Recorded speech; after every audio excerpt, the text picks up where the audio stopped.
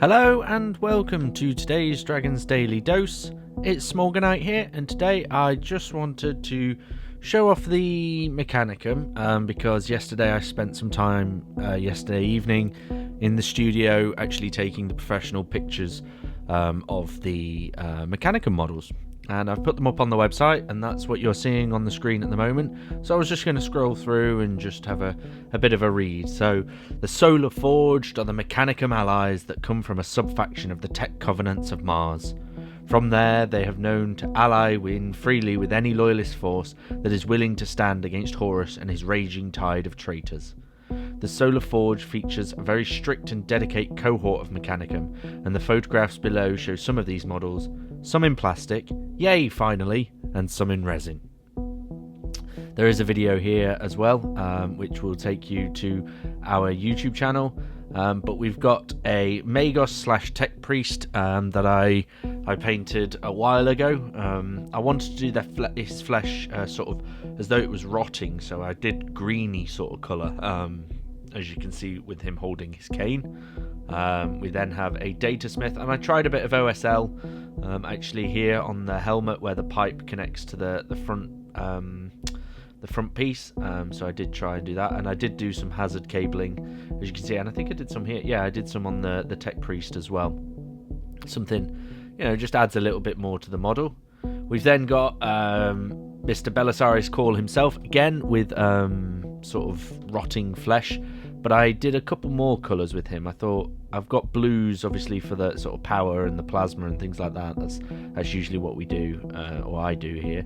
And then I did some greens as well, so you can see the greens on the top.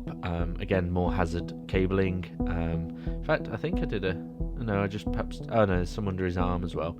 A lot of fun, this model. I actually remember painting this model, and I talked about it recently, where I used air paints on this model.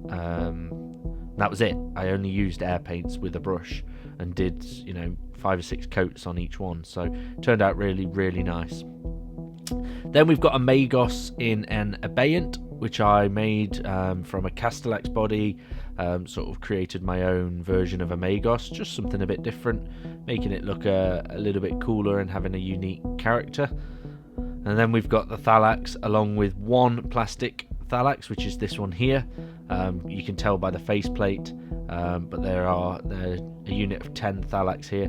I think actually though the unit maximum is 9 for heresy, so maybe that's a bit illegal.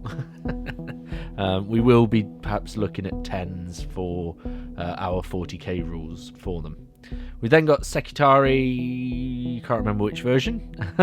Secutari, we've got both versions, I guess. One's called the Hoplites and one's called the Pelasts. I think these are the Hoplites with the shield and spear, and then these are the Pelasts with the gun. But I could be wrong. Let me know in the comments below if I'm wrong. It is likely, because I am not the huge Mechanicum fan. That's Minion. We've got the Triaros Conveyor, which is coming out next week in plastic separately, which is exciting. I do wonder what the price point's going to be for one of these, and whether or not another Mechanicum box is sort of stupidly simple to get to save yourself loads of money, because I wonder how long the Mechanicum box will stick around for. We've then got more Castellax. We've got a unit of 5 here, and I think that is the maximum unit size for them, and this one is the plastic one in front. And the other plastic one is this one here on the left as well, so that's a full unit of Mauler bolt cannons.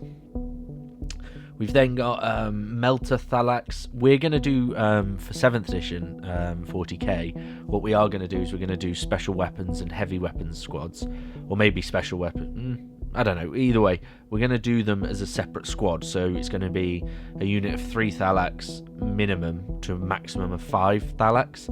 So we've got 3 Thalax here with the multi-melter, 3 with the photon thruster. Again, this one's the plastic one.